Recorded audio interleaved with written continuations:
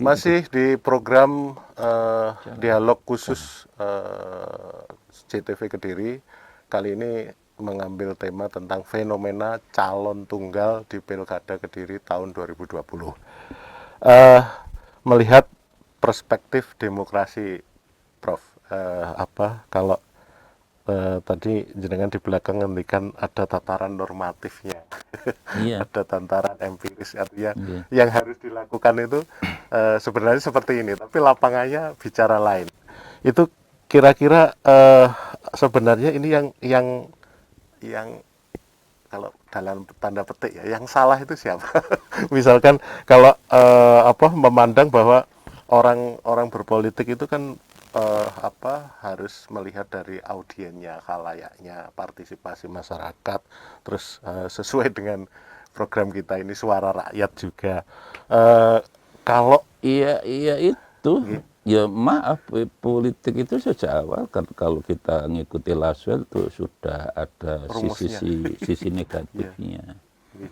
Justru kalau ikut Aristoteles tadi itu apapun untuk mewujudkan masyarakat yang baik itu pelait politik ya polisi, tapi kalau sekarang hanya ngejar kekuasaan gitu. Jadinya seperti yang kita katakan tadi sama dengan keris Imbu Gandring. Dan keris Imbu Gandring itu katanya di Kediri. Makanya cocok, ya. Pak Harto 32 itu tidak berani ke Kediri. Jokowi mau peletakan batu bandara tidak beri tiling Mas Pramono. Itu makanya itu kan yang nyimpan kan Romo Butoloco yang sudah menjadi simbolnya kota Kediri. Kalau menurut panjenengan yang terkait dengan elit politik ya, karena jenengan sebut misalkan Mas Pramono, karena yang muncul juga sekarang putra mahkotanya Pak Pramono. Ini apakah ada grand design gitu? Iya enggak ya real politik begitu. Real politik, ya. Realitas politik itu tadi sudah sering kita bicarakan, seni kemungkinan.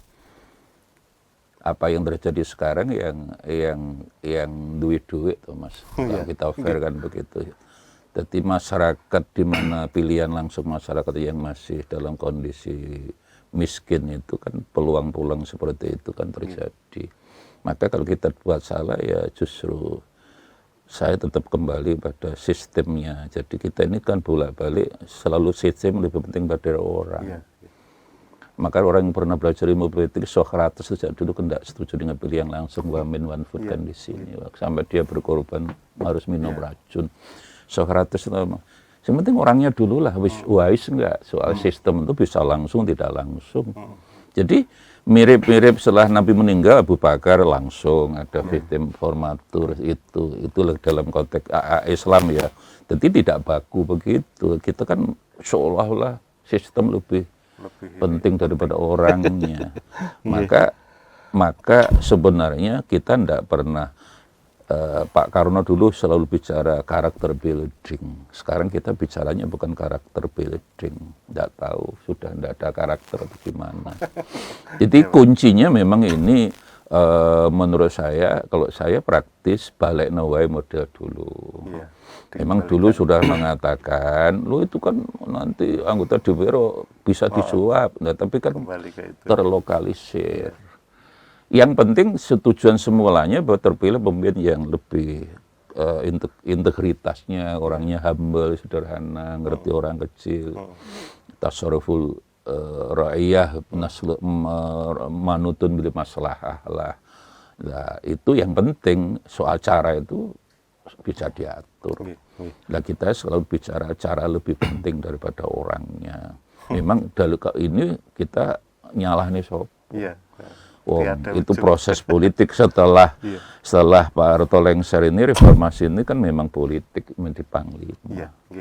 Ketika punya panglima, persoalannya apakah politisi-politisi kita termasuk yang dari Islam lah punya akhlak seperti Rasulullah atau tidak? Pertanyaan kan begitu. Selalu itu kan Kanjeng Nabi berpolitik, iya, tapi moral Kanjeng Nabi dalam politik kan seperti itu. Kadang-kadang kan gitu Nabi iya, tapi pertanyaan besarnya sehingga saya itu kan kembali pada Max Weber. Max Weber itu kan sejak tahun 60-50 sudah sebagai sosiolog agama yang menekuni hubungan agama politik kan religion is really politik, politik is really economic, is really religion. Muter. Jadi kelihatannya dia bicara agama, di belakangnya ekonomi. Dia ngomong ekonomi, tapi di belakangnya politik, politik ini muter. Jadi as a tool of political engineering, sebagai alat politik. Jadi ini yang harus dirumuskan ulang lah. Sing semua ini sopo lah. Menurut saya ya undang-undang lah, undang-undang semacam itu kalau yang menyelesaikan DPR, pengalaman saya itu punya kepentingan. Jadi amandemen undang-undang itu harus menurut saya termasuk soal cara tadi, tapi harus ada komisi ad hoc, walaupun nanti diputuskan di MPR. Karena pengalaman kita juga PKPU itu selalu berubah setiap hari.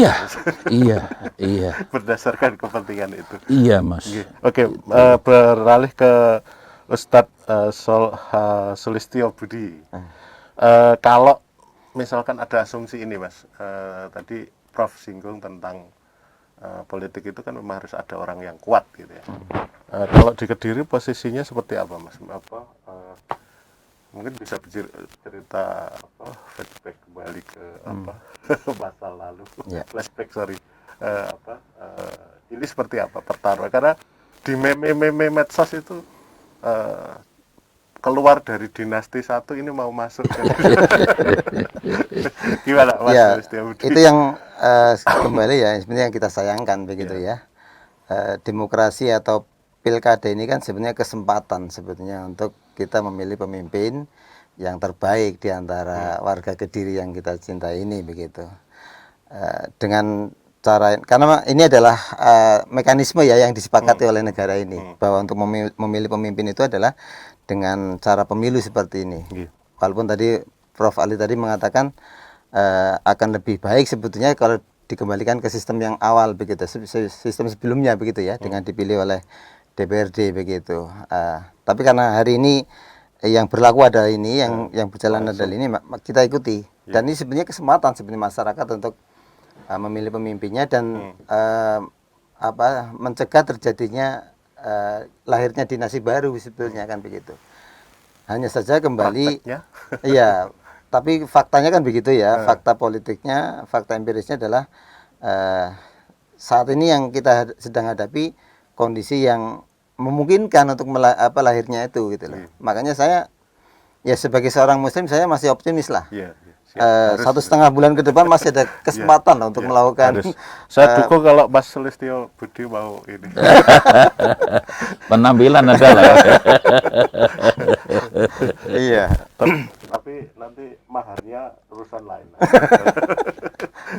Oke, lanjut ke Mas Sulistyo Budi. Jadi memang sekarang ke koalisi politik itu ya. Jadi seolah tidak ada yang bisa menghambat, artinya menghambat konotasi positif ya, menghambat adanya upaya untuk misalkan borong partai itu untuk mendominasi ke salah satu calon tertentu.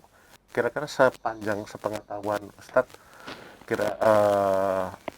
apa kira-kira yang bisa diupayakan itu melalui PKPU atau terobosan-terobosan? Kalau Prof Ali tadi kan langsung spesifik, kita harus kembali sajalah ke yang dulu.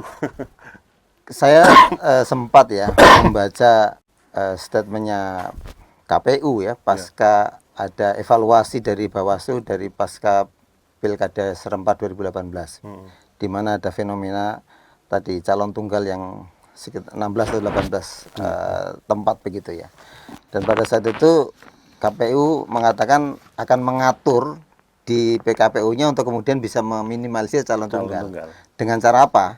Dengan cara misalkan memberikan batasan maksimal dukungan begitu. Yang sempat muncul itu adalah konsep batasan maksimal dukungan maksimal 80% sebuah calon itu. Kalau itu memungkinkan ya. Tapi saya coba lihat yang PKPU terbaru 2020 kemarin, ternyata itu belum muncul begitu, belum muncul. Jadi masih merujuk pada undang-undang pemilunya begitu. Sehingga kalau di PKPU tidak diatur, memang akhirnya ya seperti itu. Ya seperti itu. Tergantung. Nah sekarang mungkin pertanyaannya adalah siapa kira-kira yang bisa meminimalisir atau bisa menghambat munculnya calon tunggal apa, ini. itu tadi sekuat aturan apapun kalau Betul. teman-teman parpol Ya. lihai ya Prof Ya. untuk menyiasati itu kan percuma saja. Kalau saya lihat begini, sebenarnya peluangnya ini ada di pimpinan parpol. Parpol ya. Saya coba ya diskusi dengan beberapa pimpinan parpol, sebetulnya hati nurani mereka, Nggak keinginan mereka sebetulnya ingin muncul jangan calon Calon-calon, tunggal iya. sebetulnya. Tapi apa Ya, tapi apa daya begitu ya dalam PKPU itu juga disebutkan bahwa pengajuan memang dilakukan oleh pimpinan daerah begitu ya, tetapi harus menyertakan menyertakan, persetujuan dari pimpinan pusat. iya sama saja. Kalau tidak ada persetujuan dari pimpinan pusat maka ditolak. Nah, ini kan problem itu. Siap, oke. Terima kasih. Jadi ini menarik sekali ya segmen ini karena sudah kelihatan akar masalahnya. Tapi kita harus jeda sejenak untuk yang mau lewat berikut ini. Dialog khusus JTV Kediri.